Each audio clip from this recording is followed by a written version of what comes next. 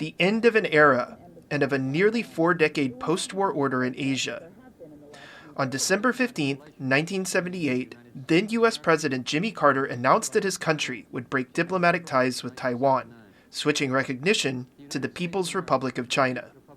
The move was a long time coming. Taiwan had been expelled from the United Nations several years earlier, in 1971, with few recognizing its claim to be the legitimate government of all of China. And under Carter's predecessor, Richard Nixon, the U.S. began normalizing relations with Beijing. Still, the mood in Taipei was grim. People, angry with what they saw as a betrayal by the U.S., held increasingly violent anti-American protests. The government, under the lead of President Jiang Jingbo, tried to quell public outrage and chart a new course forward. Former diplomat Frederick Chien, Taiwan's deputy foreign minister at the time, was one of the top officials in charge of overseeing the American transition out of Taiwan. His task was to negotiate certain assurances. Most importantly, security. Second, arms sale. Third, the property we have in the United States. And then we have air links and shipping. Will that be possible to continue, or that PRC might take over? But Taiwan still had strong support from many on Capitol Hill. A group of Congress members, upset with Carter's switch to the PRC, worked to craft a piece of legislation that would come to define the U.S.-Taiwan relationship in the decades since.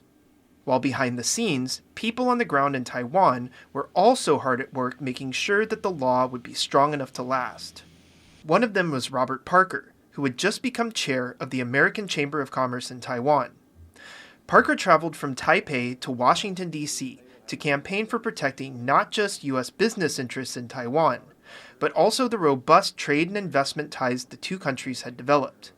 The challenge was to fill that void, to describe in practical terms what we as Americans, both in the business community in Taiwan and in a broader sense between our two countries, needed on a practical basis to continue cordial, successful, normal relations in the absence of formal diplomatic relations. Parker and others' testimony proved persuasive, and the bill that was signed into law on April 10, 1979, was much more powerful than President Carter or Beijing had anticipated. The Taiwan Relations Act calls for Taiwan to be treated the same as any other foreign country under U.S. laws, allows the U.S. to provide weapons for Taiwan's defense, directs the president to inform Congress of any threats to Taiwan's security, and establishes the American Institute in Taiwan, a nonprofit corporation that serves as Washington's de facto embassy in Taipei.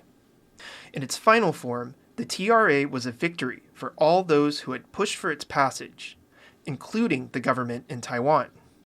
It is well received. It is tantamount to a new relationship without the name diplomatic, but with all the substance in that. In the years since the TRA was passed, Taiwan transitioned from being an authoritarian one-party state to an open, vibrant democracy. Some argue these developments had the act in part to thank. Taiwan has fulfilled the hopes and the confidence that we had back then. And the TRA has been an essential part of the framework that's helped that to happen. And while U.S.-Taiwan relations have significantly deepened in recent years, the threat from China, which claims Taiwan as its own, has continued to grow.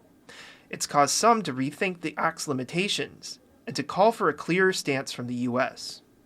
We argue that the U.S. should maybe adopt a strategy called dual clarity. That is to specify under what conditions that the U.S. will do the intervention and the military help to Taiwan. For example, if China use force, then the U.S. will help Taiwan.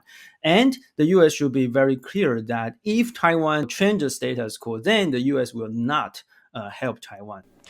Despite growing concerns over Taiwan's security, the TRA has endured as the strong foundation of the U.S.-Taiwan relationship.